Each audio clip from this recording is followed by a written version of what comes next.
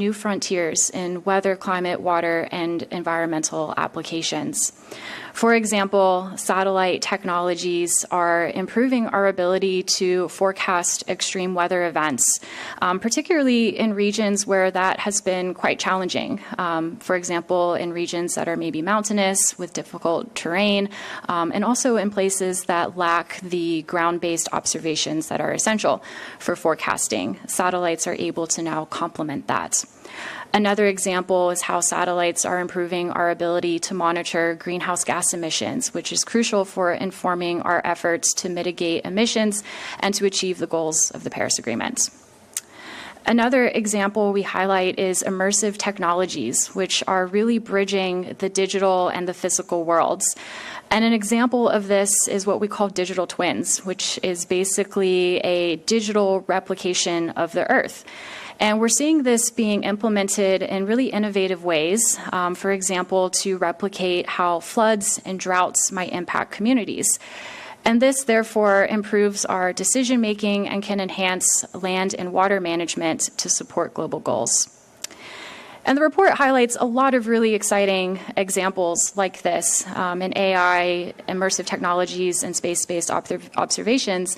But I think one of the most important messages that we try to get across is that we can't achieve the global goals with science and technology alone.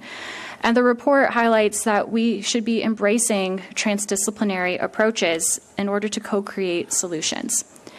Now, transdisciplinarity is, I think, a new concept for a lot of people, and frankly, it was quite new for WMO to be focusing on this in one of our reports.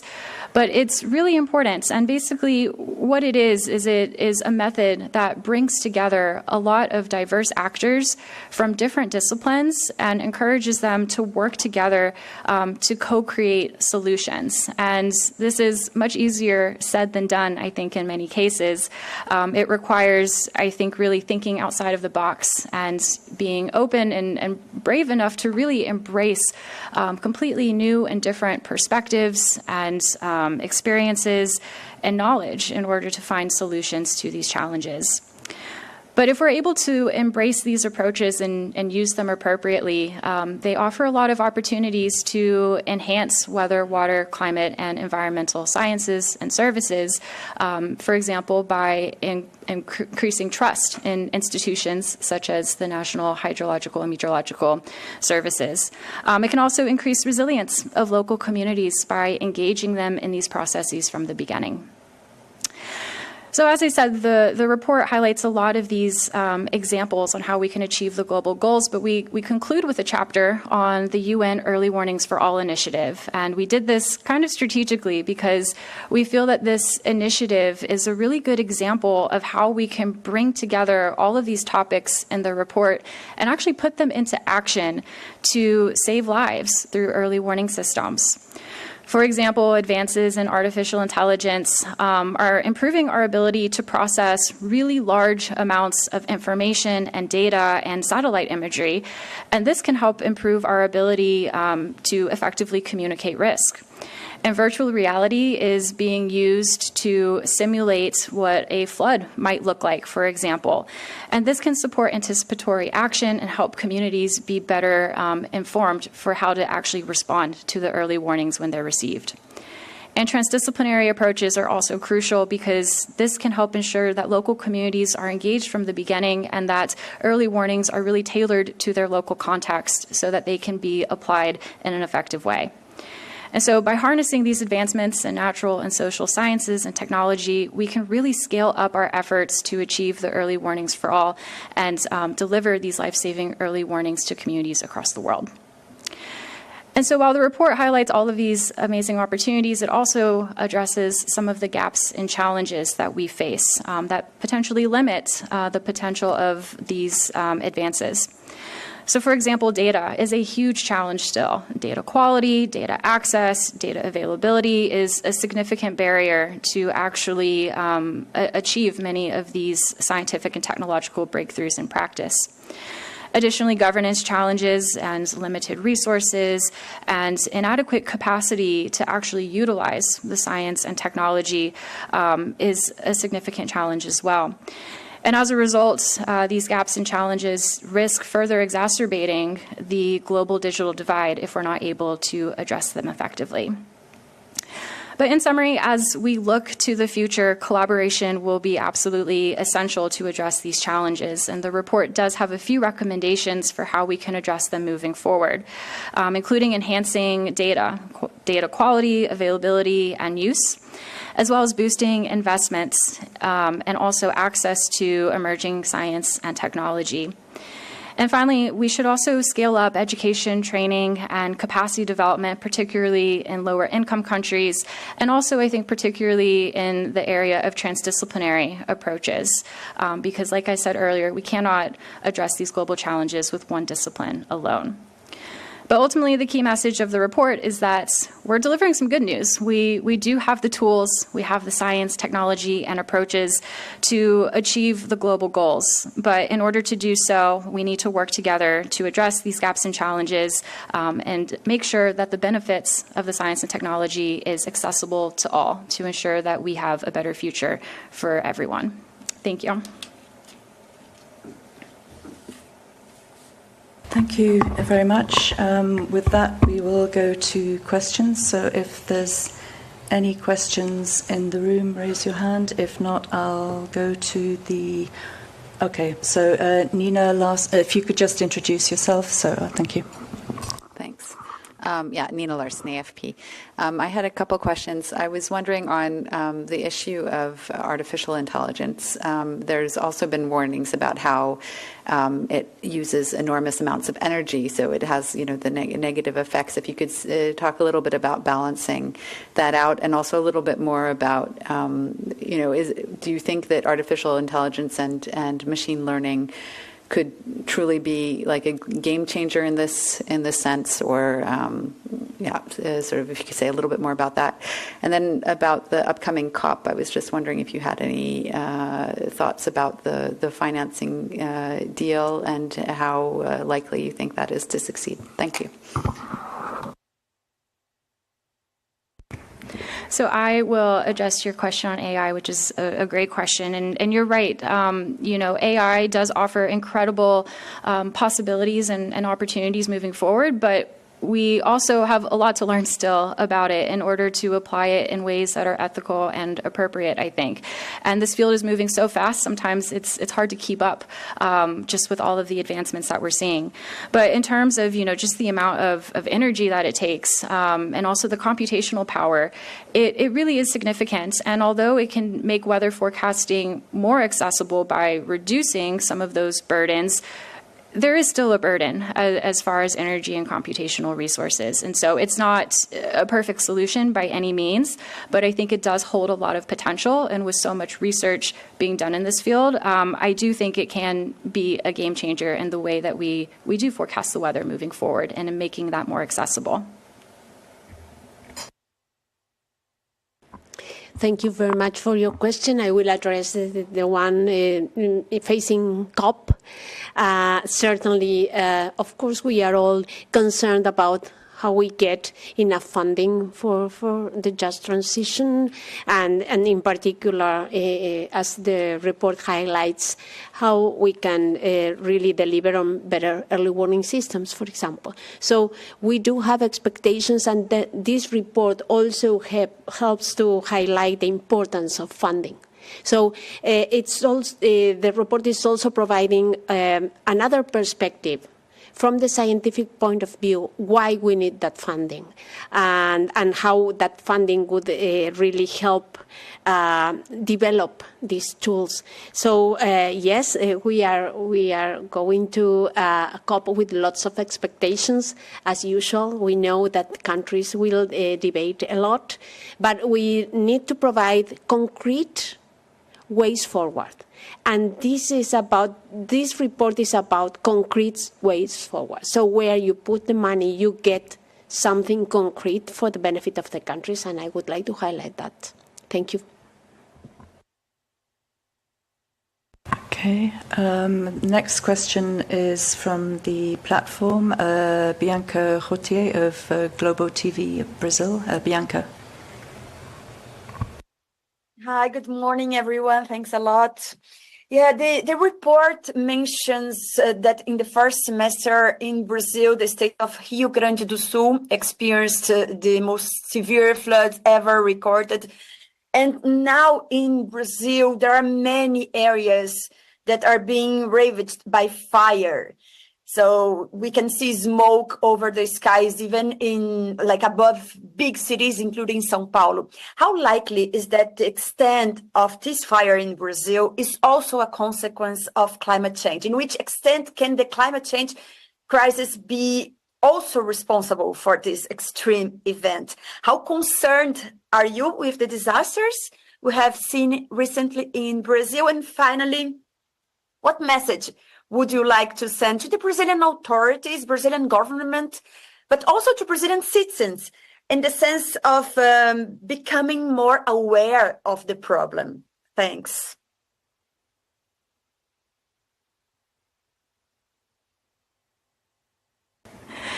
I'm happy to address that. So, yeah, we've seen, the devastating impacts of these floods in Brazil and now the fires in recent days. And, I don't think there has been any attribution studies on the fires recently because it is so recent now. But, IPCC is telling us that, climate change is increasing the likelihood of some of these extreme events. And so we can't rule out that these fires may also be, connected to climate change in some ways, but we'll have to wait and see what those studies tell us once they come out. As far as what message we want to send to people regarding this, I think the message is really clear. The science tells us that we need to take urgent and ambitious mitigation and adaptation action, and we need to do this across scales, from governments to the private sector to individuals as well. We all have an important role to play in reducing our emissions and also increasing resilience in local communities. And so that's the message I think I would like to send to them. But I don't know if, Celeste, you want to add anything? Or Yes, maybe just to complement, certainly it's quite worrying to see so many extreme events all over the world, I would say. You highlighted Brazil. Certainly the flooding at the beginning of the year was extremely critical, and now we have these fires. Although we don't have still the attribution studies that Lauren mentioned, and these are quite, I would say, critical to make sure that the climate change is driving these fires. We do know that land use has been extremely modified due to economic activities. We all know that. And how Pantanal suffered from this in Brazil, it's I think a demonstration of what is happening all over the Gran Chaco area.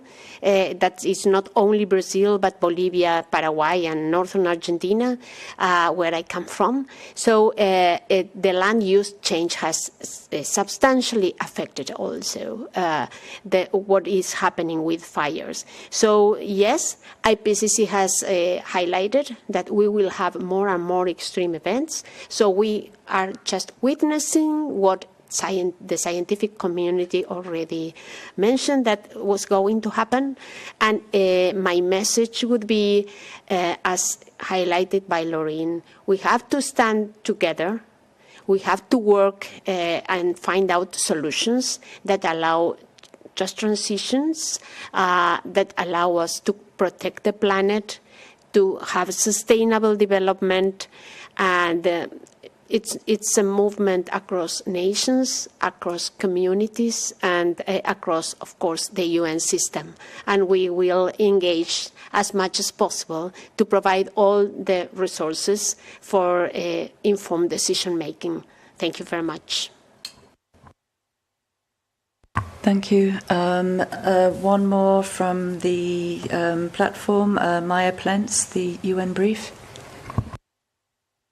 Yes, thank you very much for taking my question, Claire. My question is for Mrs. Saulo.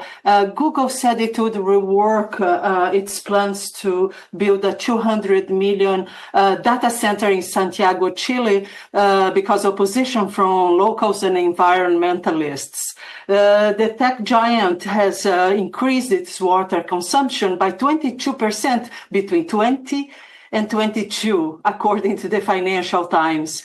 And critics have described Google's plans to build data centers in Latin America as data colonialism that exploits countries' cheap water, electricity, and lacks environmental standards, according to a conservation news outlet called Manga Bay. So what do you make of this push for AI to do so much, promises that it will help with the climate crisis, and at the same time they are actually causing more environmental damage, these technologies? Thank you very much, Maya, for your question. Certainly, as we mentioned before, it is not about not allowing artificial intelligence to grow, but just to having controls in place, governance. This has been highlighted, it's also highlighted in this report, governance, and this will be addressed during the Summit of the Future. It's about how we really balance development, sustainable development, with all the innovations and tools that science brings to the table. So I do believe that, I would say that it's important how countries can put controls in place so that these developments are for the benefit of the global community and not just to grow at the expense of the quality of the environment. So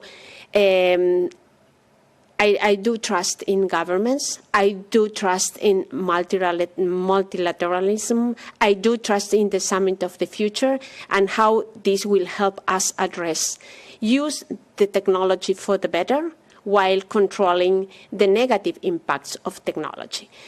We are here because of the development of technology, of carbon fuel. It was seen as an opportunity, and now we see the negative impacts. We have now the advantage of understanding the negative impacts. So we have to develop technologies in a way that we really avoid the negative impacts in time, not to damage the planet and the global population. We'll go back to in the room now with Jamie Keaton, Associated Press. Hi, thank you for coming to see us, Secretary General. I wanted to you've mentioned on a number of occasions the Summit of the Future. What specifically are you going to be asking countries at the Summit of the Future, and what do you hope to achieve in terms of better results in terms of the fighting against climate change? And if I could just throw in on top of that, because it's obviously a contextual question, we've also seen a lot of elections around the world in the recent months, others coming up in the next few months. We've seen a lot of conflict in the Middle East and Europe and elsewhere, Africa. How much are those things taking away from global attention on the fight against climate change?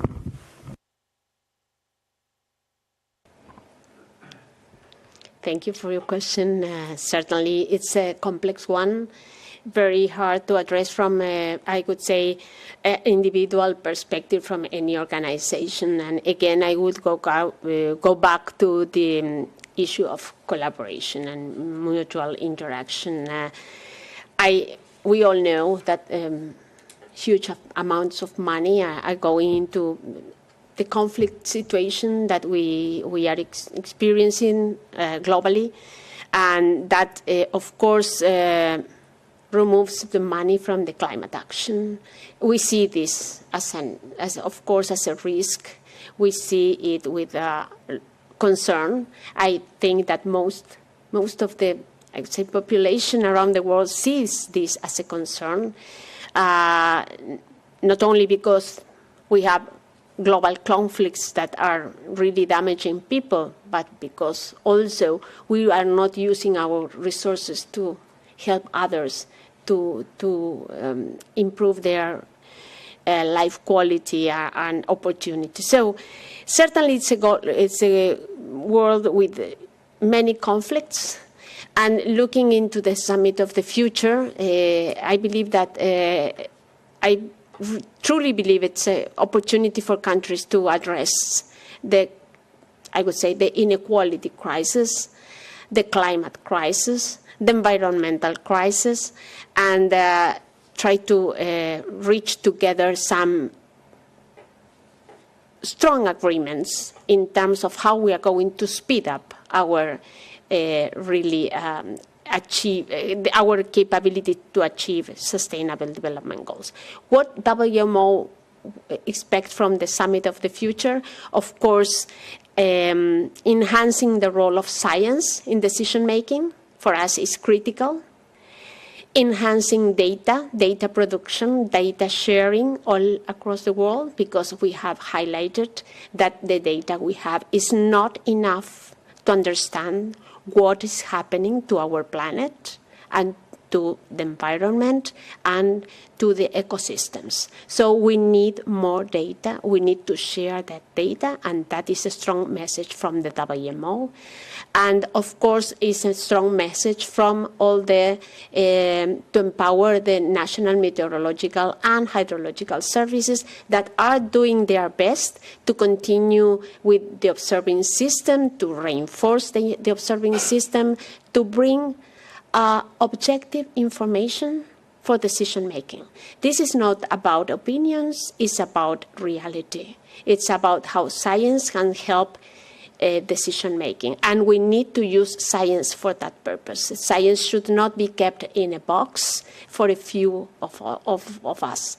Science should be the driving mechanism all around the world to really transform and give more opportunities for the generations to come.